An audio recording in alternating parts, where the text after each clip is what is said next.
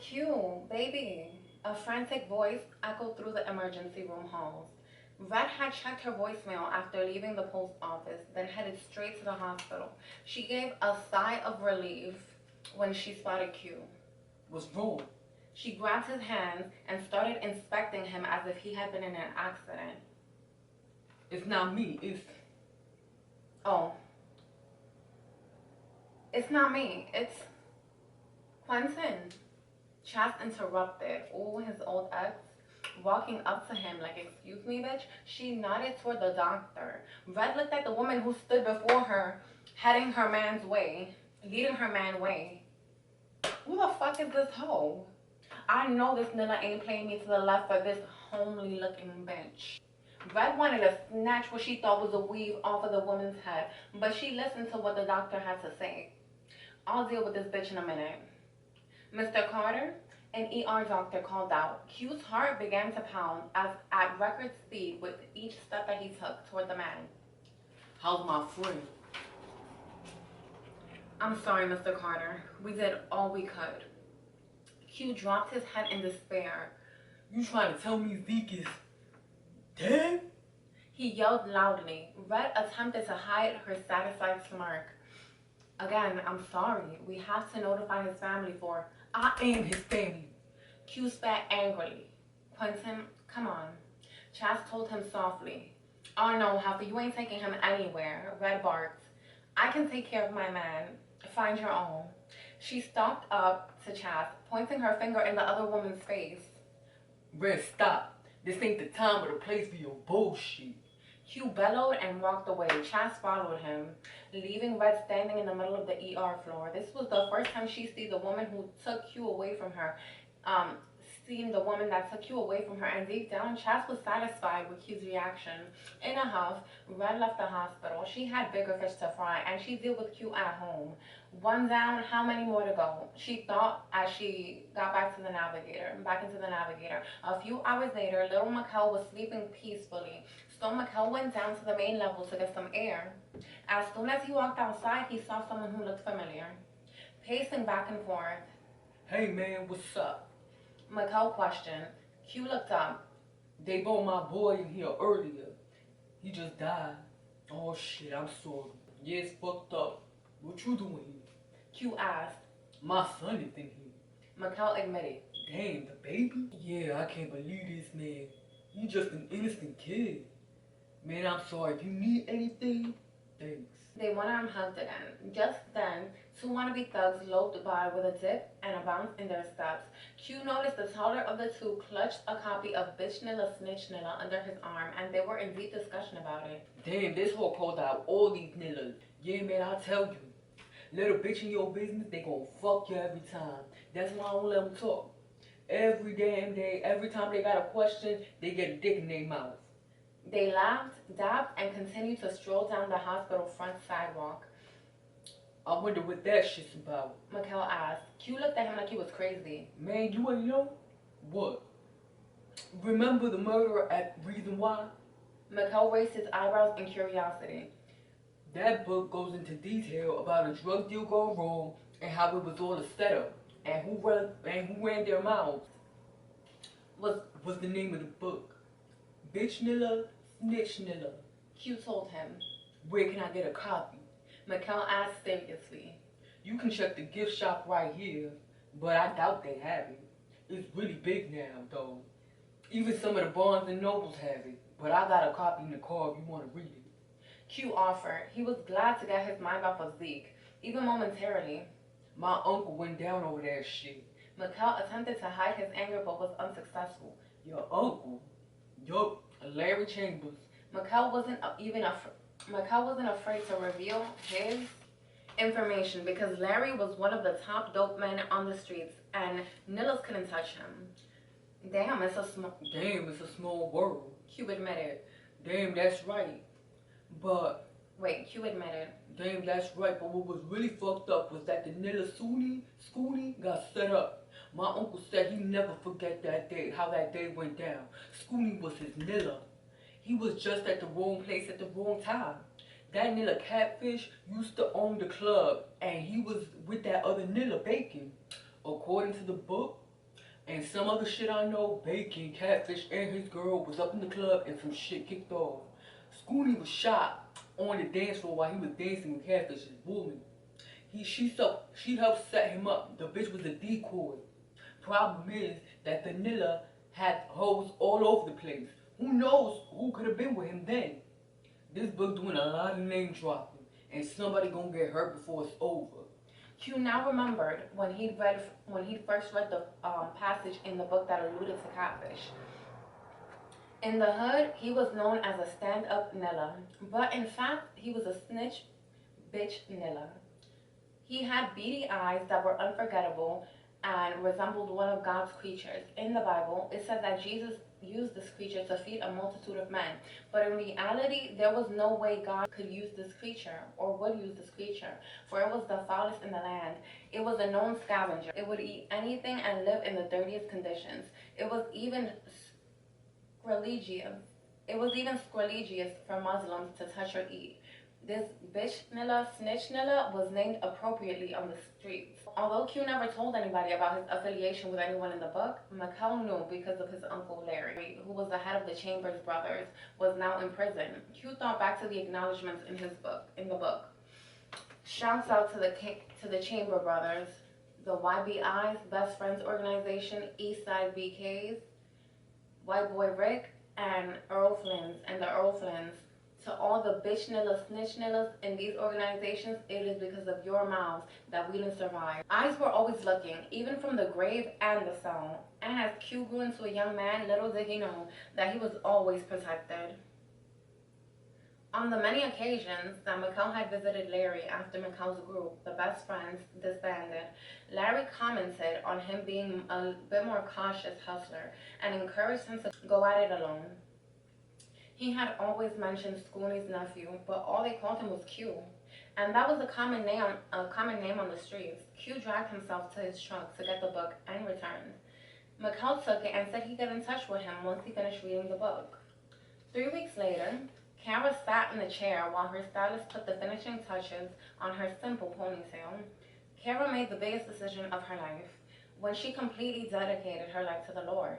She got rid of all her trendy clothing and switched to a more subdued look, one that claimed the Lord would be proud of, long skirts and blouses that didn't show much skin. She nixed the makeup and used Vaseline on her lips if needed. The only jewelry that she wore was a dainty gold cross that Mikkel bought her shortly after she gave birth. Carol was now truly low maintenance. She spent all of her time either at work, church, or at home. Carol was determined not to let her family fall apart and prayed that the Lord would help them to stay together. She repented for her sins and she wanted to talk to Mikkel about forgiveness. She wanted to do it a while ago, but she was embarrassed at her foolish activities that harmed her child, mainly their child. Mainly, though, she was not ready to face him. She said some harsh things that she knew that she couldn't take back, and hoped that with time, wounds would heal. For weeks, Carol prayed that God would give her a sign that Mikkel wouldn't turn away, and today was the day. Every time she thought about talking to him, it rained, but today it didn't. Kara had gained a lot of popularity because she had Mikkel's baby. Not only was he fine, he was a well-known ladies' man. Although many girls had tried, not many succeeded. Terry was definitely a cock blocker when it came down to Mikkel, but Kara happened to luck up. She was at the right place at the right time and ended up carrying Mikkel's seed, but all that glittered wasn't gold. Terry had fucked up when she bragged to everyone how well Mikkel fucked her, and that curiosity had piqued Kara's interest. It wasn't just a coincidence that she was in Vegas when he was. She wouldn't have known that he was in Vegas if Terry hadn't mentioned it. Kara knew that he had other women, but that was before her. She'd surmised. Kara was vexed because Mikkel wouldn't return her phone calls or her text messages, rapidly moving her fingers across the keyboard of her phone that she typed, "I'm sorry, call home, the baby needs us," but got no response. Kara was hurt that she hadn't heard from Mikkel since he walked out 3 weeks ago, but she kept constant tabs on him. Thanks to the nurses at the hospital, she learned of Mikkel's comings and goings. She made sure to never run into them while they visited their son. But today she was hoping she'd run into him because she missed out on what he had to offer. Before she met Mikkel, she often did her thing with small-time Nillas. was the biggest catch yet, and she wasn't going back to what she used to be. Mikhail marched into the hospital room and took his place with his son. He wondered why the testing was taking so long. Every day, he brought children's books to read to him and a small radio to play music. The doctor had told him that reading to him and listening to music would stimulate his brain, possibly making the seizures less traumatic. But Mikhail had more on his mind than just his son. He was thinking of Terry. After her first phone call, he started visiting her once a week. He looked at his son and wondered what could have been if things were different. His mind drifted back to a conversation that he had with Terry during his first visit. Mikhail walked into the visiting area and waited for Terry to emerge. He was shocked when he saw her. The makeup, the jewelry, and the nails were gone. On top of it, she was forced to keep her hair in braids. She couldn't maintain her weave in prison. A pregnant pause filled the air as she looked at him, face to face, for the first time since the attempted kidnapping. Terry sat down. Thanks for coming to see me, Mikhail. Honestly, Terry, I don't know why I'm here. Terry began to make small talk to break the tension between them. She spoke of many of the women who were doing bids for their men. Many were there because of the drug trade, but a handful weren't. Regardless of their crime, they were all there for the same reason. Their emotions guided them into doing something for a man who more than likely wouldn't hold them down while they were sent up the river for them. Terry, tell me something. Sure. Tell me about your relationship with your kid's father. What? I want to know what happened between you and them. Mikhail, Terry, I need to make sense out of all of this. Mikhail rubbed his hands across his face. I've never had luck with men. I guess I had easy written all over my face. It was all good when they got pussy, but when I told them I was pregnant, they burned out. All of them? Yup. And that's when you came along. You accepted me and my kids. Even after you got it, we were still together. You were different, Mikhail. Mikhail's mind played with him. I loved you, Mikhail. I still do. Truth be told, I could have gotten over you fucking Kara if you were honest about it, but what hurt me the most, she pointed to her heart. What hurt me the most was the fact that I couldn't give you a child. I was your woman, and I couldn't do that for you. You underestimate the ability of a man to overlook the obvious. What do you mean by that? What I'm saying is that you being too hard on yourself. I'm far from perfect, and I didn't have to do what I did. Terry was silent as she just listened. And just because you couldn't carry my flesh and blood doesn't mean your kids couldn't have been like my own in time. Mikhail looked at Terry and saw the woman he once loved. He knew he couldn't be with her, but he could be there for her. Now tell me something, Mikhail. Since we're being open with each other. What's that? You see me at my best, and now you see me at my worst. They made me take off my nails and my weave, Mikhail. Can you believe that shit? They both laughed. But seriously though, I've accepted you from day one. I know what we had is over, but can you accept me as I am right now?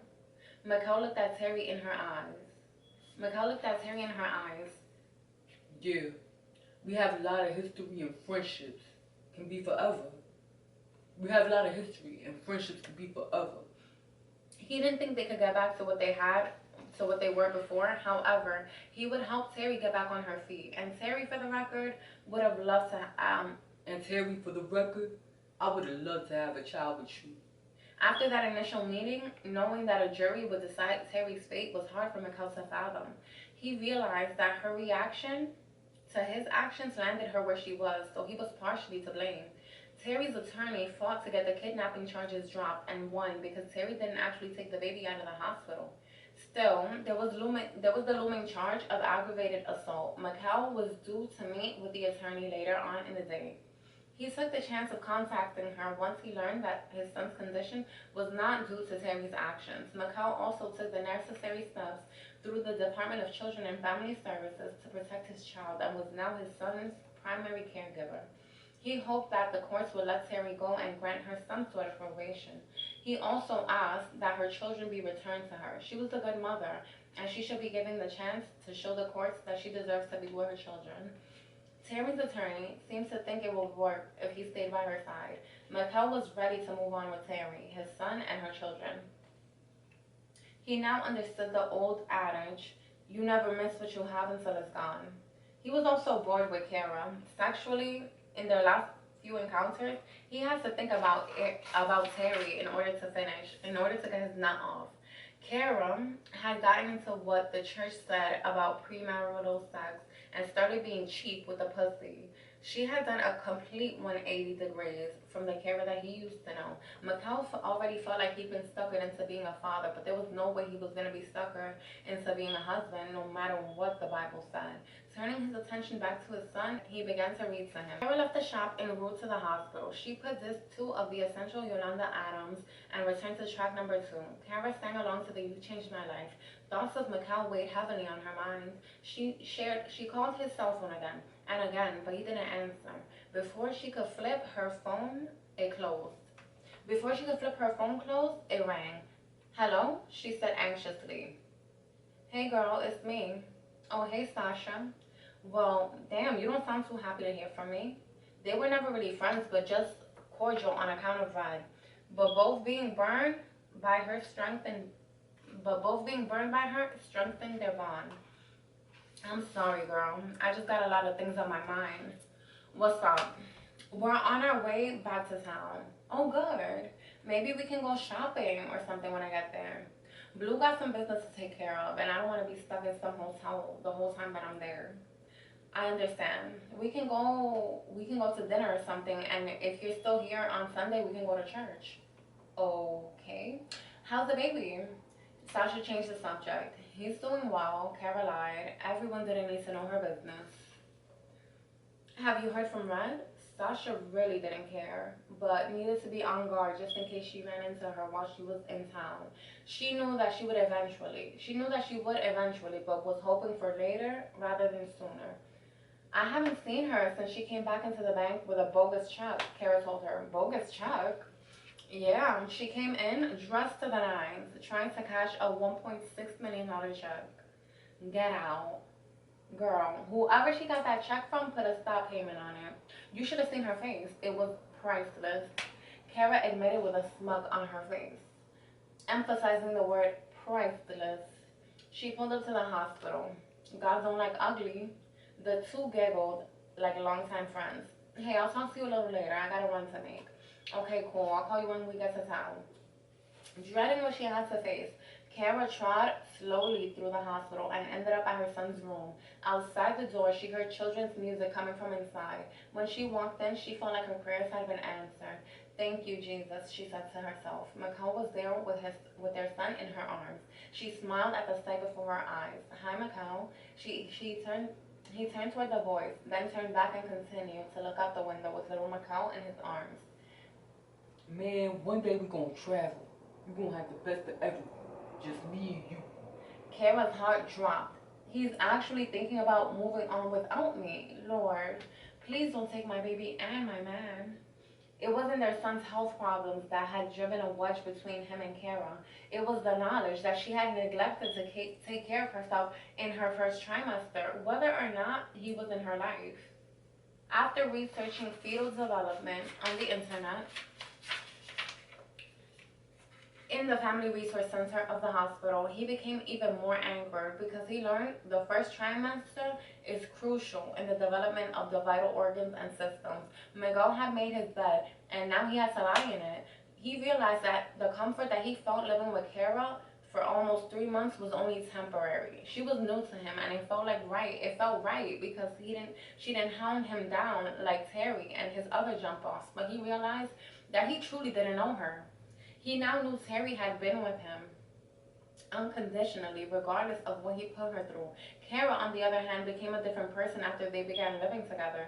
The spontaneous woman that Mikhail felt that was his equal on all levels turned into a church-going hypocrite. The expensive art that once graced his walls was now replaced by biblical depictions. Kara had vials of holy water and holy oil in each room of the apartment, and she forbid him to play his rap CDs on Sundays. Sunday is the Lord's Day, she would tell him. Since you don't go to church, you could at least give him some respect and glory. I'm glad to see you, Kara said as she walked to stand next to him. She reached out and stroked his arms. Mikhail looked at her and twisted his lips. He walked over to the crib, placed her son in it, and began to walk out of the door. Wait, Mikhail, can I talk to you for a minute? He stopped and turned around. You already said enough. Kara sighed. Look, just hear me out. I was wrong for blaming you for all of this. We can't let Terry's actions become between us. Mikhail looked at her and shook his head in disgust. It goes back to Terry, huh? Well, yeah. You're blaming Terry, but what about you? What about me? Kara raised her voice. The first 3 months of your pregnancy, is there something you need to tell me? Kara opened her mouth, but no words came out. Mikhail knew by her reaction she was busted. This didn't have to be, Kara, but you elected not to take care of yourself. Is this payback because I wasn't by your side during the pregnancy? Kara said nothing as tears welled up in her eyes. She put her hand over her heart as if it were too full for her to even begin talking about it without breaking down. No matter how you felt about me and my actions, your first priority as a mother should have been protecting the baby's growing inside of you. The baby growing inside of you. Mikhail realized he had to get out of the room before he said or did something that he would regret. He began walking toward the door. Mikhail! Kara ran up on him and grabbed him by the shoulder. Baby, please forgive me. Please forgive me. She cried. She reached inside of her oversized bag and pulled out her new International Version Bible and began thumbing through the pages. 1 John chapter 1 verse 9 says, if we confess our sins, he is faithful and just and will forgive us our sins and purify us from all unrighteousness. Baby, let's pray on this. Let's pray that the Lord will deliver and release us from the grasp of the devil. Kara quickly reached in her purse and pulled out a vial. She opened it and began sprinkling oil around the room, saying, Father God, please bless this safe haven and everyone in it for the strength to pull through this crisis. She walked over to the crib and put her finger on the vial and moistened little Mikhail's forehead. Bless this child, Father God. He is your disciple. He is here to serve you. Mikhail couldn't take it any longer. He couldn't stand to be near Kara once he learned of her prenatal neglect. You really need to stop with your holier than thou attitude. If you were so holy, you wouldn't have abused your body. Oh, I'm sorry. You wouldn't have abused the temple that the Lord gave you. Kara's eyes widened at his condescending tone. You talking all about forgiveness. Yeah, I forgave. Kara's eyes shone with a glimmer of hope. I forgave Terry and she coming home. Now what, huh? Now he didn't say that part, but now she's coming home. But before Kara's bottom lip could drop any further than it had, Mikhail continued. Don't worry, I'm gonna take care of what's mine. But you need to go on with your life and get out of my house. Just as he opened the door to leave, Mikhail took one last look at Kara. And I don't know that you've been coming here when I've been gone. Stay away from my son, Kara. He threatened. Otherwise, I'll be forced to get a restraining order against you. You can get monitored court visits when he gets out the hospital. With that, Mikhail sprinted out into the hallway and waited for an elevator. He had to get away from Kara. He didn't know what to do. He didn't know what he might do to her if he had stayed in the room with her a minute longer. He didn't want to leave his son, but he felt it was for the best. Plus, he could come back later on. He was also hoping that he didn't speak too soon and somehow jeopardize Terry's impending release. After meeting with Terry, Chas knocked at the door. After meeting with Terry, Chas knocked at the door of the judge's chambers. Come in, the judge called.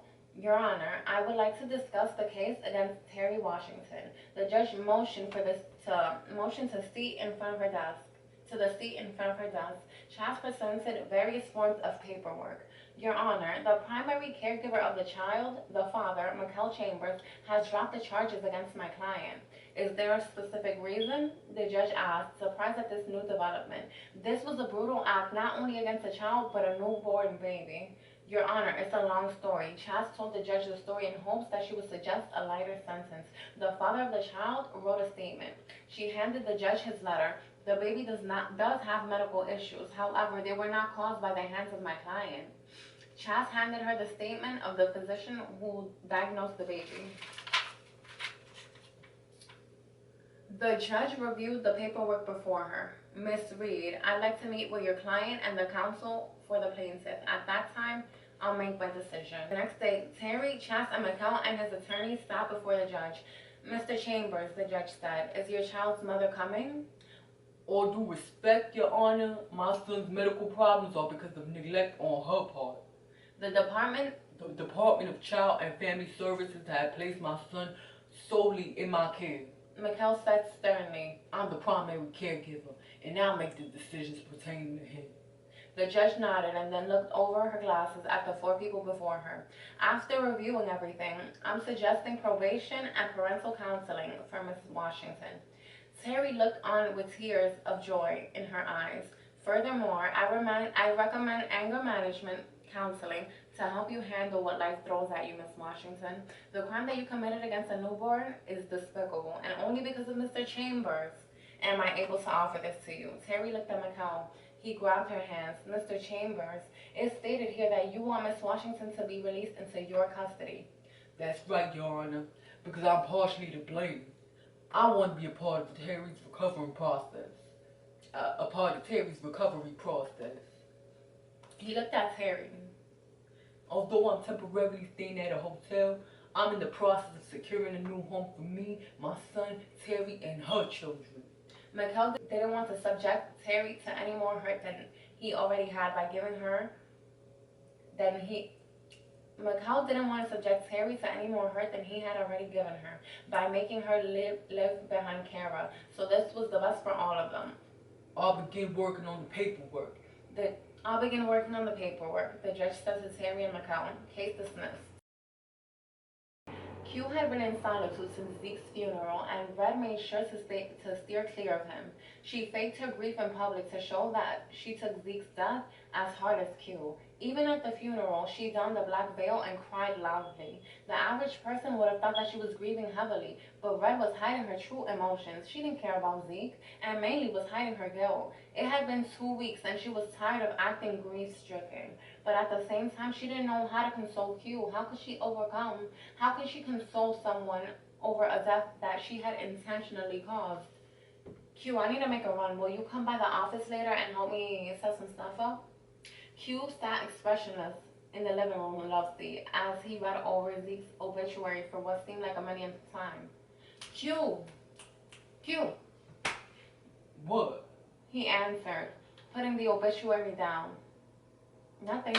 Red shook her head and headed into the bedroom to get dressed. Can't even have a decent conversation with my man, she said under her breath. She snatched a pair of jeans off of the wooden hanger in her walk-in closet. It's been weeks since Daniela died, and Q still acting like it was yesterday. Red? Red gazed up and saw Q standing in the bedroom's doorway watching her dress. His tone of voice was serious, deadly. Right away, her antennas went up. Q was getting suspicious. Yeah, baby, what's up? She stood up from the bed and pulled her jeans up. She tried to sound preoccupied, innocent. When was the last time you saw Zeke? Oh shit, she thought. I wonder if Zeke ever told Q about that small donation. She was thinking of the 5 G's that she gained from him after she fucked him. Red fastened her jeans and began to put her camisole top on. It's been a long time, Q. You and I were together when I saw him last. Why? I was just wondering why or how he got here. Red stepped into her stilettos. I don't know, Q. She turned into the gilded mirror, freshening up her face, and threw on a fresh coat of lip gloss. I was at the office preparing for my open house, remember? She grabbed some of the material that she had been working on and shoved it into her oversized bag. Q nodded. Red studied him out of the corner of her eye. He has no reason not to believe me, she reasoned with herself. All right, baby. She kissed Q on the cheek. I'll see you later. Red didn't wait for Q to respond. She left in haste. Driving away from the garden loft at the Woodward Place, Red admired the modern architecture of Wayne County and saw new construction that seemed to appear overnight. Driving out of her community, she made a left onto Witherell Street. Not long before Red made a right onto Broadway, her heart started racing as she saw a figure that seemed to be coming straight to her car. The man walked slowly in front of her car, staring at her as he crossed the street. Damn, he looked just like Bacon. Red said, panic stricken. Bacon had been on Red's mind over the past few days. Subconsciously, she was concerned. She knew he was out there, but where? Red had contacted Bacon's attorney, who confirmed that he was indeed a free man, then hired a private investigator to help locate him. Red knew how Bacon operated and knew that he wouldn't lie low for too long. However, a couple of weeks ago, when she went to the hood to distribute flyers for her open house, many people asked about him. Some people thought that he was still locked up, which confused her even more. She couldn't explain why people were talking about him but hadn't seen him. She was hoping that he had given up on her, but deep down, something in her gut told her that wasn't the case. With the red light turning green, Red turned right onto Broadway. She busied herself on her cell phone returning business calls. She needed something to keep her mind off of Q, Zeke, and now Bacon. Over the past week, she had been interviewed by several local radio stations, and she had advertised in local newspapers and on billboards for the open house. Red also went to the areas where bars were heavy and didn't mind spending a dime. Nillos were always Nillos always tried to hide their dope money in laundromats, barbershops, and car washes. And Red knew that. Commercial properties were lucrative to both her and her clients, and she was there to serve them as long as they served her. In other news, in an update to a case we brought you a month ago, a major drug ring has been uncovered in Boca Raton, Florida. The DEA, along with their drug-sniffing canine companions, had discovered over $1 million worth of raw heroin. Approximately $2 million in cash has been seized, along with several properties. Multiple arrests have been made. We will bring you more news as it becomes available. Bacon exhaled after the story. He hadn't realized he was holding his breath. That could have been me. He surmised and got up to turn the television off. Bacon reflected on how his life had changed. Black tar heroin was huge in Mexico, but it would be hard to get back into the States. Courtesy of Joe, Bacon had brought it in and it had been flowing non-stop ever since. It was now the biggest thing to hit the streets of Detroit since X. But what made black tar desirable was the fact that it was undetectable by routine drug tests and narcotic sniffing dogs. Because of this, addicts who were in denial came out of the woodwork looking for a little bit. For the first time in Bacon's life, he called the shots and instructed others to do the dirty work. The woman he encountered, unlike Red, felt he was powerful and rich, which boosted his ego. Unlike Red, who didn't appreciate anything he did for her. Bacon had more money in the 3 months since he had been released than the 3 years that he had lived with Red, who spent his dough as fast as he made it on the streets. Looking back, the one thing he learned dealing with Red was to be on top of his game and not to let a woman run his shit.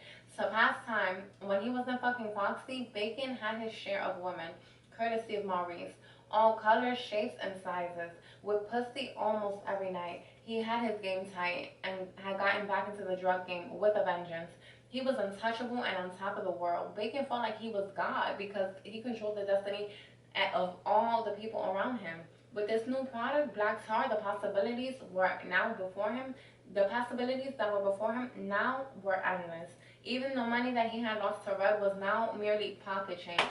But she had violated one of the 10 Commandments, thou shalt not steal, and she had to be taught a valuable lesson.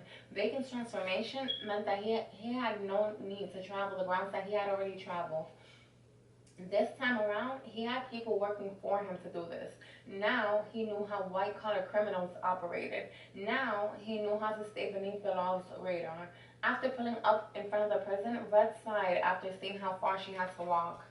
Thinking about all she had to do, she had considered turning back around and leaving. Instead, she popped open her glove compartment and pulled out a handicapped parking permit that she had taken from Gloria's desk.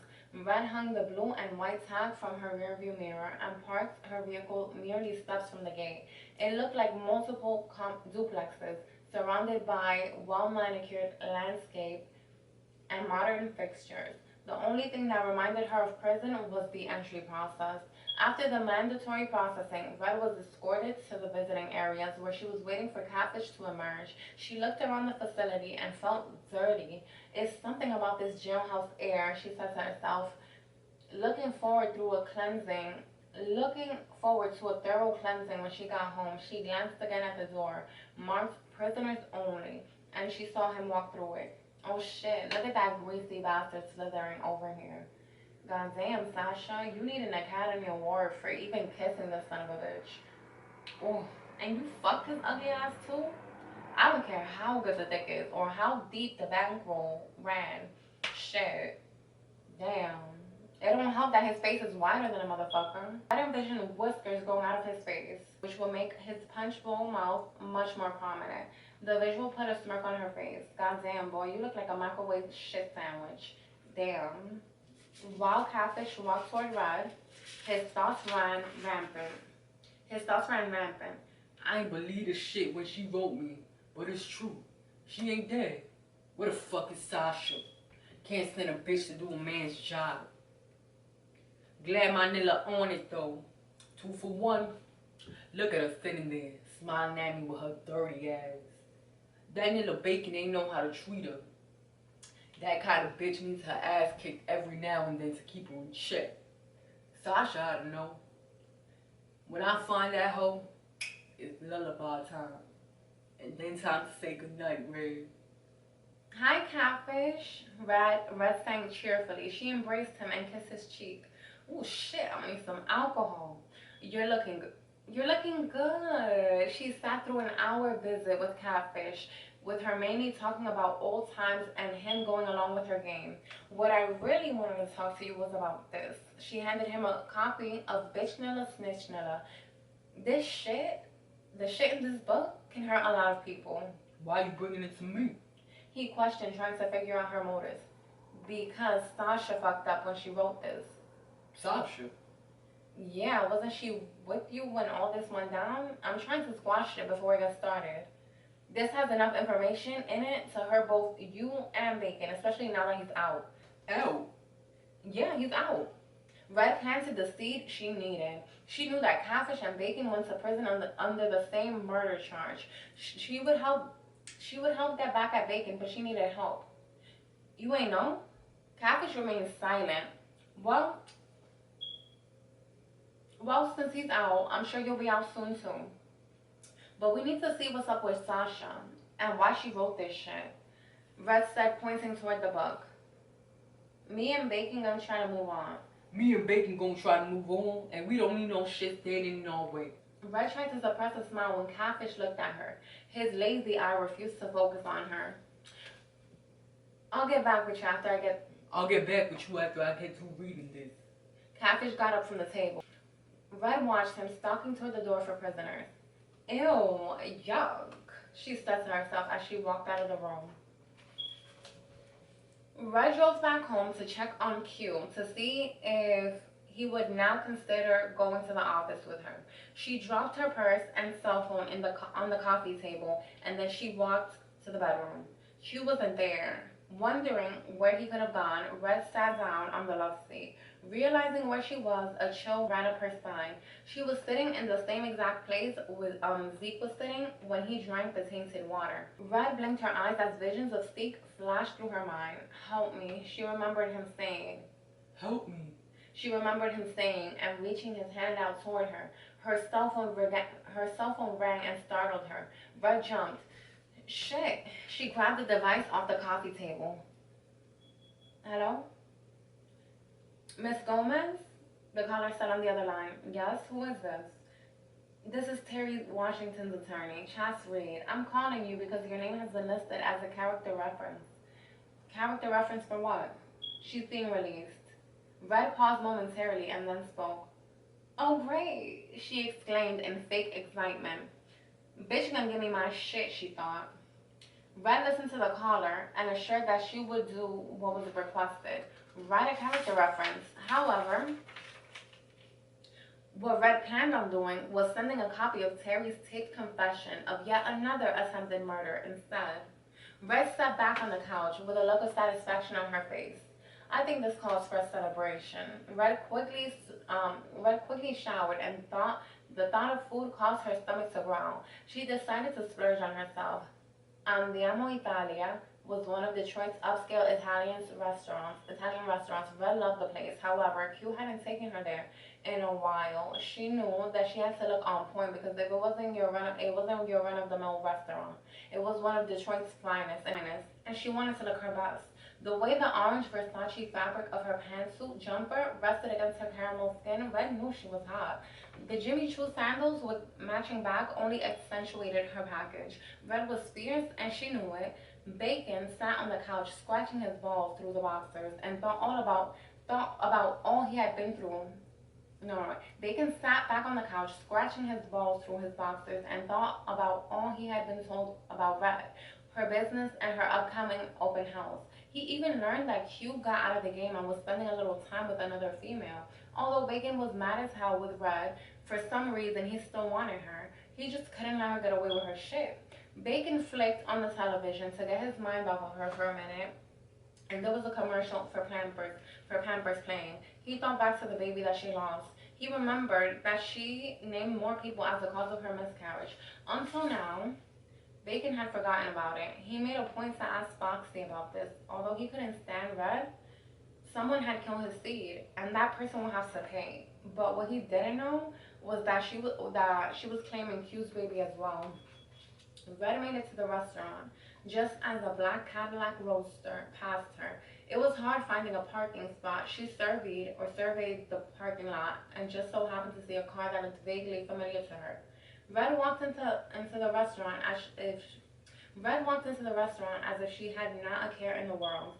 Your name? The hostess asked. Gomez, she responded. The hostess looked at the reservation list. Do you have any reservations? Red glanced down at the list and something caught her attention. It couldn't be, she said. This is my lucky day.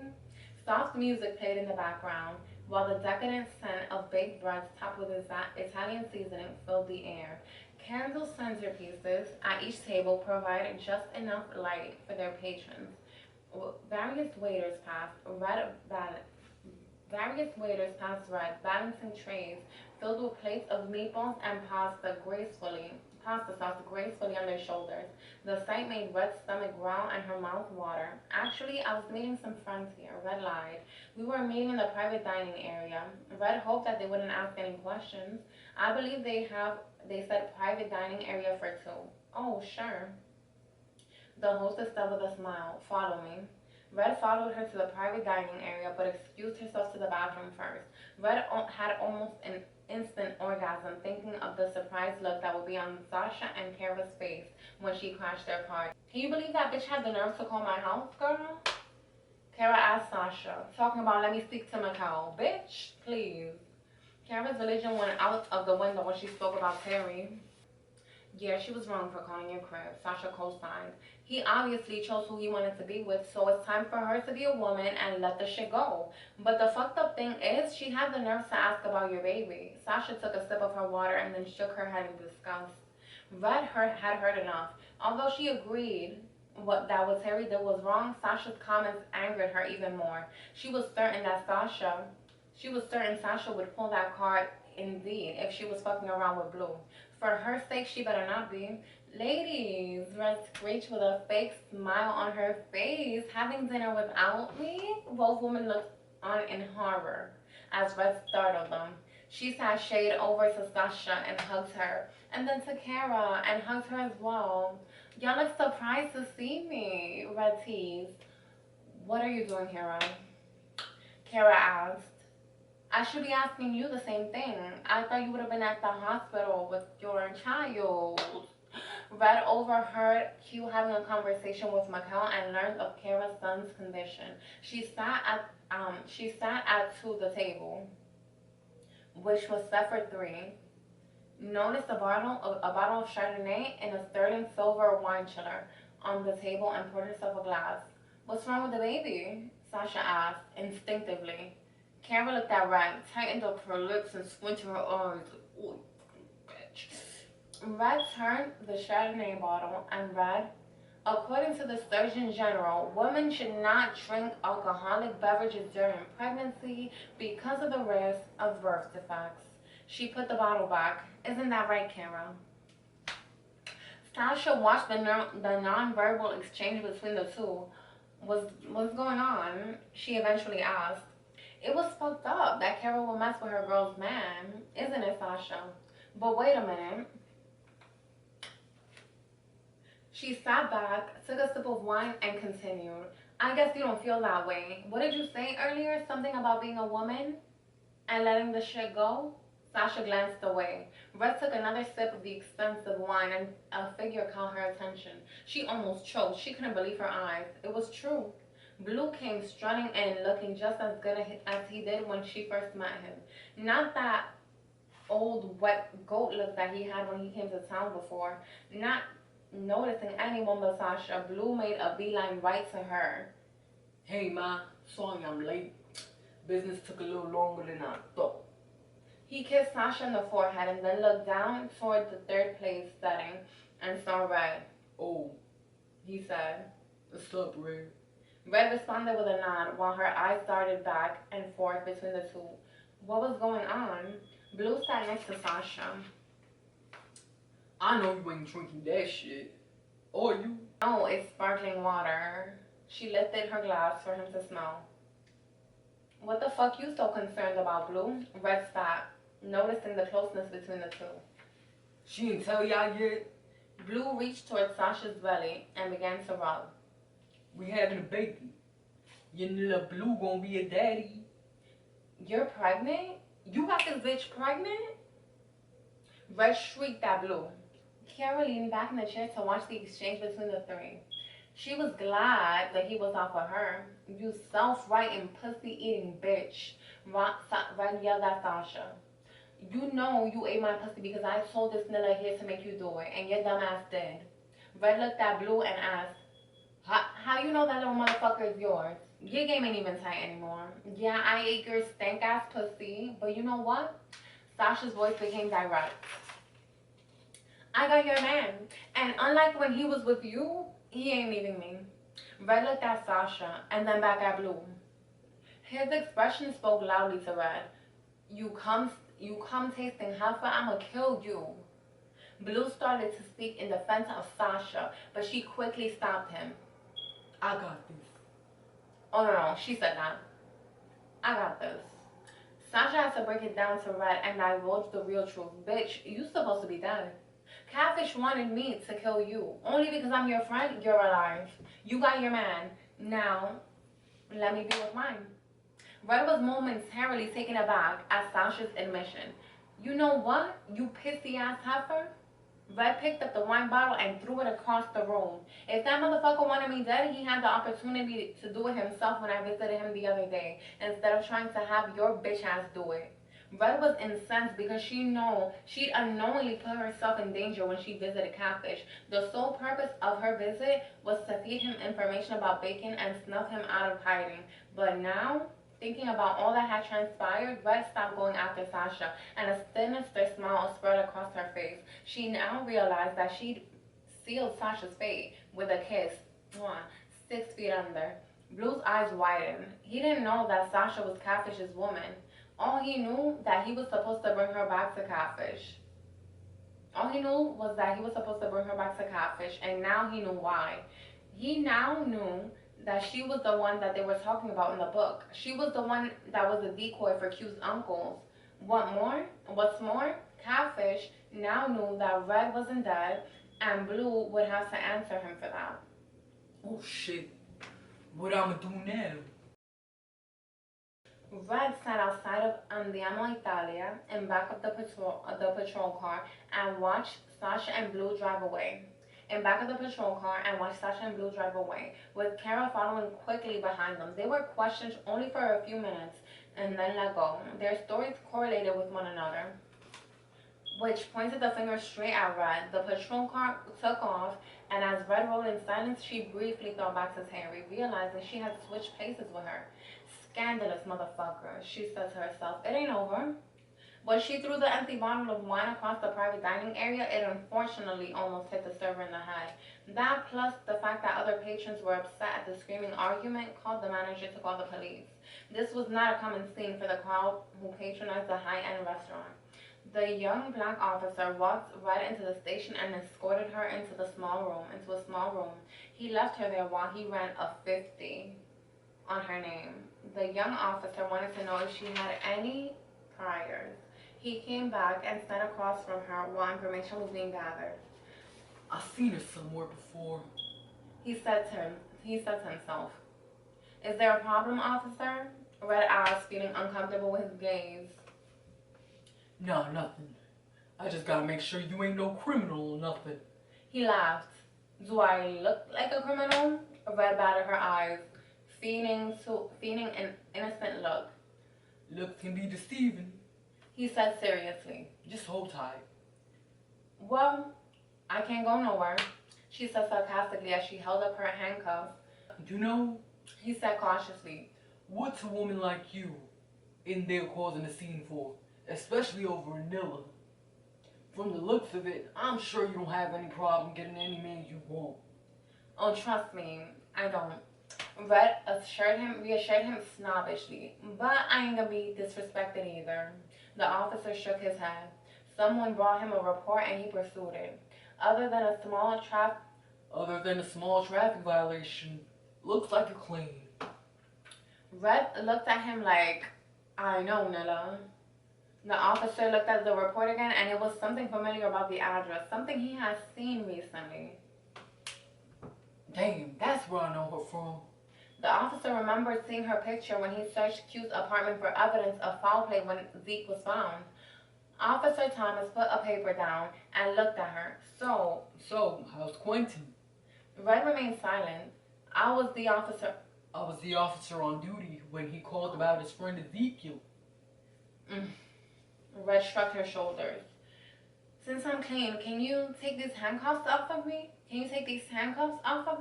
You have no reason to hold me here. Well, generally, I would have to book you on a disturbing the peace charge since you were clowning in a white restaurant. But since you don't have any priors, I can just give you a court summons. He started writing in his book and handed Red a yellow slip of paper. Before you go, can I ask you a few questions? Go ahead, hurry up, she snapped. Officer Thomas got up and walked toward Red. She rubbed her wrist after he unlocked the handcuffs.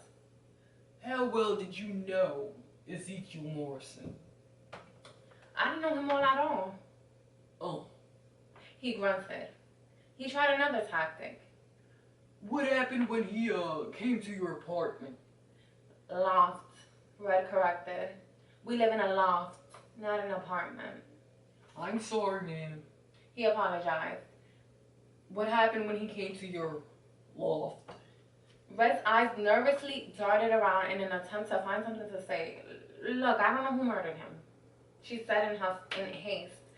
But I do know one thing. You're holding me against my free will. And if I recall correctly, I asked if I could ask you a few questions, and you complied, so I'm not holding you. He held the silver handcuffs up in his hand. You already have your ticket, and you didn't have to answer my questions. Red looked at the officer with a twisted look on her face. And if I didn't answer them? Well, I would have to let you go, he said nonchalantly, all the while peering closely at Red. You can go. Sorry to bother you. How am I supposed to get back to my car? Red asked, remembering that she was brought to the station in the back of the patrol car. Call someone. Officer Thomas pointed to a payphone and walked away. 15 minutes later, Northwest Express Cab dropped Red off in the parking lot of the restaurant.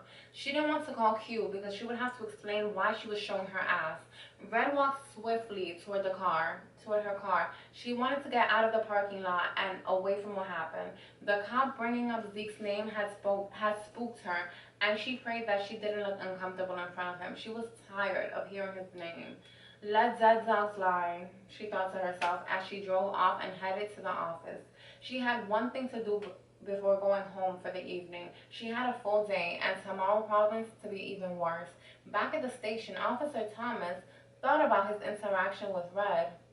I never said he was murdered. Q sat in his car, looking at Zeke's grave through watery eyes. Man, I got so much to tell you. Q didn't realize just how close he and Zeke were until he was gone. Q was thankful that he had Chas and her support after Zeke's passing. She became his strength when he needed it. Red just didn't give a damn. All feelings were beginning to spark, and Q just hoped that Chas felt the same way. Q reflected on the conversation that they had over lunch an hour ago. Quentin, I don't hate you, she told him after his admission that he thought she did. I understand a lot more than you think. Terry had confided in her about her life, which included Red. Chas understood the life of a hustler, and truth be told, if she and Quentin had stayed together, she probably would have left him. She couldn't have been involved with him and his street dealings, considering she was going to law school. I'm a big girl, Quentin. I'm over it. I'm just glad that we could sit and talk to each other. She gently touched his hands. Q smiled at her. You always been resilient. He admitted. Your man lucky to have you. Chas knew what he was doing, and she played into his hand. Man, I don't have a man. I got so much going on right now. Like, I don't have time for relationships. Well, just know that any man who gets you will be a lucky one. They smiled at each other and continued with their lunch. Q's thoughts weren't interrupted when his cell phone rang. Looking at the caller ID, he saw that the number was blocked. Hello? He said gruffly, Mr. Carter? Who this? This is Officer Thomas. Could you come down to the station for a minute? I'd like to talk to you about Ezekiel Morrison's death. I received some additional information. Sure. Q sighed. I'll be there. Normally, he would have steered clear of the police, but he wanted to find out what happened to his friend. 20 minutes later, Q sat across from the officer in his small office. Thanks for coming, Mr. Carter. The officer sat back in his high-back chair. Can you tell me again what you know about your friend's death? Q immediately started to get upset. He had told his story twice, once at the loft and once at the hospital. I already told you what I know, man. What are you getting at? Raven Gomez. What about her? Where was she during this entire ordeal? Why? Q stood up defensively.